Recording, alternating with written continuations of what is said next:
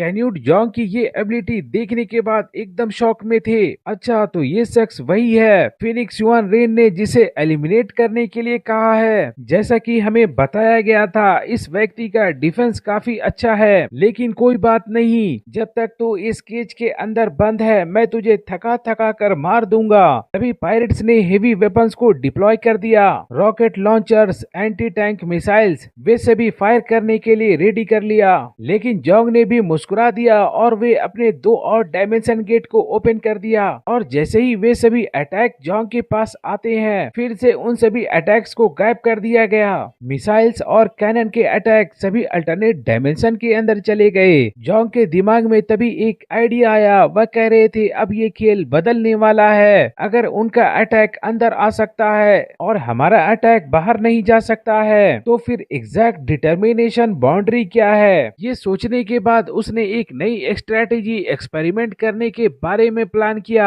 Dimension get maximum capacity mode. बाहर से आने वाले जितने भी अटैक्स थे, चाहे वह बुलेट्स हो या एक्सप्लोजिव्स हो, अपने डायमेंशन के अंदर कलेक्ट किया था, उन्हें उन्हीं की तरफ वापस रिफ्लेक्ट कर दिया और सभी गोलियां जैसे अंदर आई थी वैसे ही बाहर जाने लगी। वहाँ पे जितने भी पायरेट्स थे उन सभी का अपना तो कोई डिफेंस नहीं था।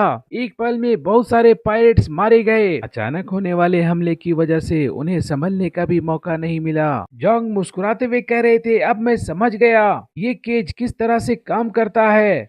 मतलब जो भी ऑब्जेक्ट केज के अंदर डिफाइन हो चुका है, वह ऑब्जेक्ट या इंसान इस केज से बाहर नहीं जा सकते हैं, लेकिन जो ऑब्जेक्ट डिफाइन नहीं हुए हैं उन पे ये रूल लागू नहीं होता है। जैसे कि जॉन्ग और उनकी टीम बुलेट का इस्तेमाल करे तो भी इस केज को तोड़ नहीं सकते, मगर बाहर के पायरेट्स अगर बुलेट का इस्तेमाल करते हैं तो वह अंदर चली आती है। यहाँ तक कि उस बुलेट को बाहर भी रिफ्लेक्ट किया जा सकता है। और हालांकि बेली चैंकिंग और दूसरे लोगों ने भी ये पैटर्न को समझ लिया, लेकिन मुश्किल तो ये थी कि अभी भी बाहर जाने का कोई रास्ता नहीं था। अगर पायरेट्स ने अटैक करना बंद कर दिया या टाइम वेस्ट करते रहे या अपने अटैक करने के तरीके को बदल दिया तो फिर क्या होगा। कैन्यूट भी यही सोच रहा था। जॉन्ग बुलेट को रिफ्लेक्ट कर सकते हैं। उसने ऑर्डर दिया सभी लोग फायरिंग बंद करो, कोई भी अभी फायरिंग नहीं करेगा, नहीं तो हमारे लोग ही मारे जाएंगे। लेकिन जॉन्ग को तो समझ में आ चुका था वो कहाँ रुकने वाले थे। जॉन्ग उन सभी को देख रहे थे। जो भी म्यूटेंट्स इस केज को बनाया है वह भी इसी भीड़ में कहीं पे होगा। तो फिर ठीक है, उस व्यक्ति का चैप्टर क्लोज करने के लिए मुझे ही कुछ करना होगा। जॉन्ग कह रहे थे सभी लोग मुझे थोड़ा स्पेस दो, मैं 3 तक काउंट करूंगा। फिलहाल के लिए आप लोग भी डिफेंसिव मोड में आ जाएं। हालांकि टीम के लोगों को कुछ समझ में नहीं आया था कि जॉन्ग इस वक्त क्या करने वाले हैं, लेकिन कैप्टन का ऑर्डर है तो वे लोग भी इनकार नहीं कर सकते। जॉन्ग ने भी काउंटिंग स्टार्ट कर दिया। 1 अपने डायमेंशन गेट को ओपन कर दिया। जैसे ही 2 कहा, डायमेंशन गेट के अंदर बड़े बड़े कैनन बैरल बाहर दिखने लगे।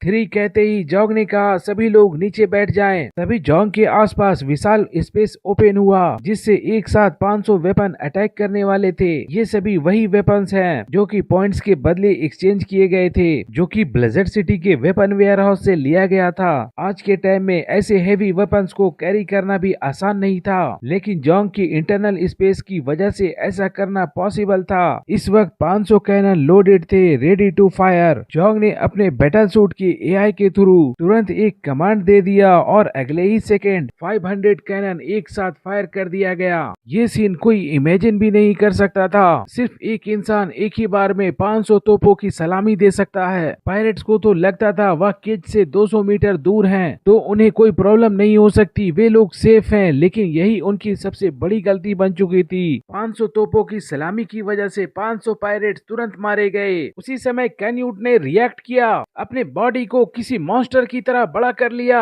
1 सेकेंड के अंदर वह एक बहुत बड़े शार्क में बदल गया। कैन्यूट की स्पीड काफी ज्यादा थी। वह अपने शरीर से ही दर्जनों कैनन बॉल्स को रिफ्लेक्ट कर दिया। अपने पीछे बहुत सारे पायरेट्स की जान बचा ली, लेकिन इसी एक अटैक की वजह से पायरेट्स के 1000 में से 50% लोग मारे गए थे।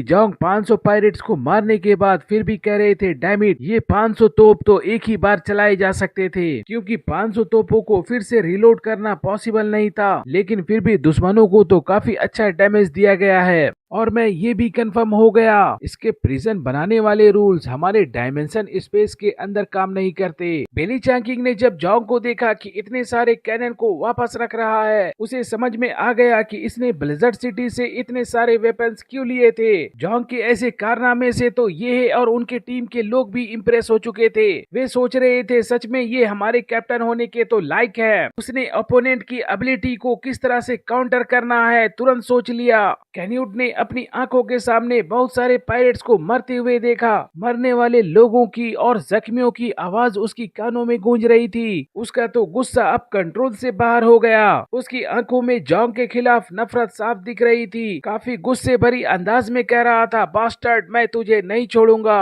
कैन्यूट की आंखें जॉन्ग और उनकी टीम पे फिक्स थी। हालांकि वह हमला करना चाहता था, लेकिन फिर वह थोड़ा शांत हुआ क्योंकि उसे जॉन्ग की एबिलिटी के बारे में पता चल चुका था। वह किसी भी अटैक को एब्जॉर्ब कर सकता है और बाद में उसे रिफ्लेक्ट भी कर सकता है। वह सोच रहा था अगर मैंने बिना सोचे अटैक किया तो हमारा ही नुकसान हो जाएगा। दूसरी तरफ जॉन्ग सोच रहे थे हमने तो इतने सारे पायरेट्स को मार दिए हैं, लेकिन अभी भी केज बरकरार है। मतलब जो भी इस केज को बनाए रखा है वह व्यक्ति अभी भी जिंदा है। वह कैन्यूट की बड़ी सी बॉडी को देखते हुए कह रहे थे, जो व्यक्ति केज को बनाए रखा है वह जरूर कैन्यूट के पीछे होगा। हालांकि यहाँ से जॉन्ग के लिए निकलना पॉसिबल नहीं था। हालांकि जॉन्ग को भी ये पता था कि दुश्मन के पास कोई प्लान नहीं है। तभी टैक्टिकल वाइजर पे अचानक से एक मैसेज फ्लश हुआ। गाओ चोंगकोंग का अर्जेंट ट्रांसमिशन आता है। उसमें कहा जा रहा था केओस प्रॉब्लम हो गई है, सिचुएशन बिगड़ गई है, फिलहाल तुम लोग पायरेट्स को घेरने मत जाओ, ये एक बहुत बड़ा ट्रैप हो सकता है। जॉन्ग काफी शॉक में थे, क्या इसका क्या मतलब है। लिनहाई सिटी का सीन दिखाया जाता है। गाओ चोंगकोंग एक तबाह हो चुकी बिल्डिंग के पास खड़े थे। उनके सामने कुछ मरे हुए लोगों की डेड बॉडीज थी। वह कह रहा था असल में ये इक्लिप्स समूह के रियल सोल्जर्स नहीं है, हमें और आपको बेवकूफ बनाया गया है। इस वक्त जॉन्ग की कानों में गाओ चोंगकोंग की आवाज गूंज रही थी। जॉन्ग पूछ रहे थे सच में अगर ये लोग लिनहाई सिटी नहीं गए हैं तो कहाँ गए हैं और उनका सबसे बड़ा टारगेट कौन है। तभी गाओ चोंगकोंग कह रहे थे जरा सोचिए, अगर वे लोग यहाँ नहीं आए हैं तो कहाँ गए होंगे। वे लोग सबसे ज्यादा किससे डरते हैं, वे सभी सबसे ज्यादा किसे मारना चाहते हैं। वे लोग लिनहाई सिटी में फेक इक्लिप्स समूह के सोल्जर्स दिखाकर क्या करना चाहते हैं। तभी जॉन्ग को एकदम से बैड फीलिंग आने लगी। जॉन्ग सोच रहे थे इक्लिप्स समूह का सबसे बड़ा दुश्मन कौन है, वह तो मैं ही हूँ। हालांकि जॉन्ग ही एक ऐसे व्यक्ति थे जो कि मायोमी की फ्यूचर प्रेडिक्शन को तोड़ सकते थे।